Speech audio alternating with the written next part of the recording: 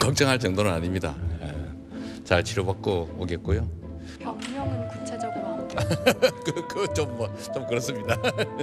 휴가 내내 그럼 입원만 해 있는 아니 잠깐 거죠? 입원할 거예요. 제가 지금 근 3년 동안 거의 쉬지를 못했기 때문에 잠깐 그 핑계로 좀 쉬어야 되겠습니다. 네, 영상으로 보셨듯이 이재명 민주당 대표는요, 그제부터 휴가를 내고 입원 치료에 들어갔습니다. 그래서 어제 최고위는 이 대표 없이 진행이 됐는데 영상으로 보실 텐데요.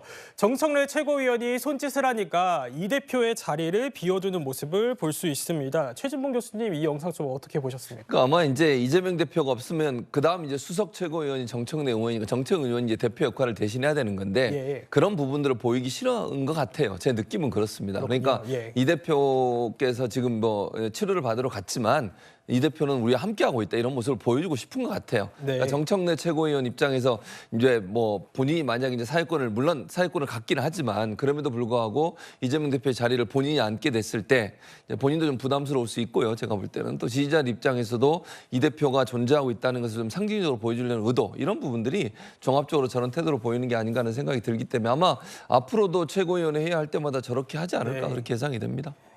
네, 그런데요, 이 대표 당대표직을 수행하면서 이번이 세 번째 입원이다라고 하더라고요.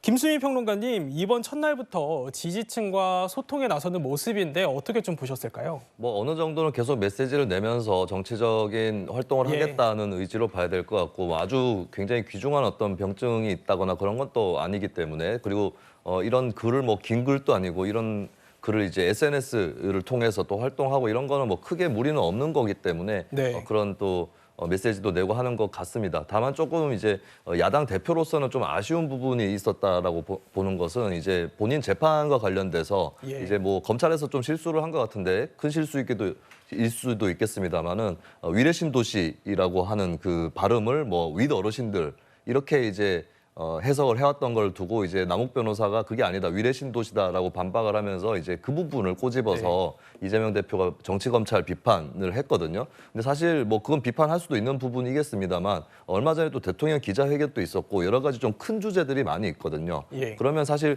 그 부분 검찰에 대한 부분은 이미 지지층들도 많이 비판을 해주고 있고 다른 의원들도 비판을 하고 있기 때문에 이재명 대표가 좀 큰 메시지를 냈으면 어땠을까. 대통령 기자회견이라든지 예. 현재 윤석열 정부의 국정 기조의 잘못이라든지 이런 부분에 대해서 얘기를 하는 것이 좀 제1야당 대표로서 더 바람직하지 않았을까 그런 생각도 듭니다. 네, 조금 더 큰 메시지를 내줬으면 어땠을까라는 의견을 주셨는데 김민수 대변인 이번 휴가 기간을 두고요 재판을 회피하려는 거 아니냐 이런 의혹도 사실 있었거든요. 그런데 이 대표 측에서는 출석하지 않아도 되는 재판이다라고 설명은 했는데 여권에서는 좀 어떻게 보십니까?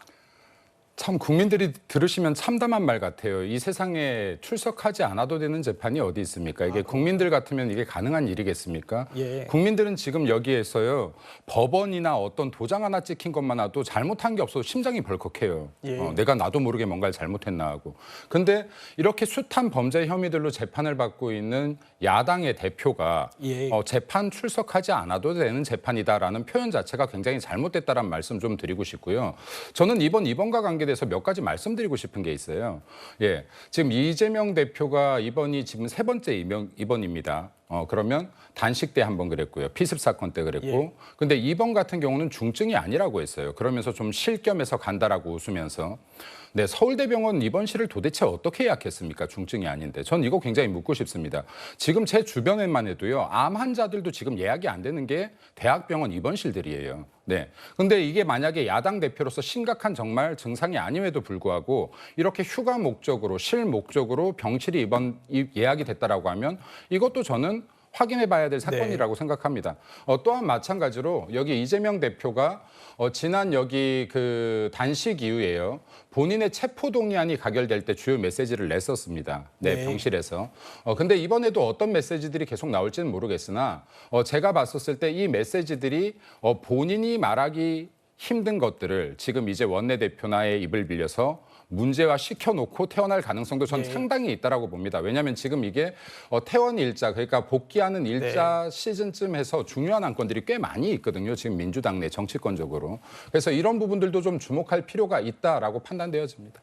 네, 말씀하신 병원 입원 관련된 부분은 사실관계를 조금 더 확인을 해봐야 될 것 같고요. 워낙 야당 대표다 보니 거취를 두고 이런저런 해석들이 나오고 있습니다.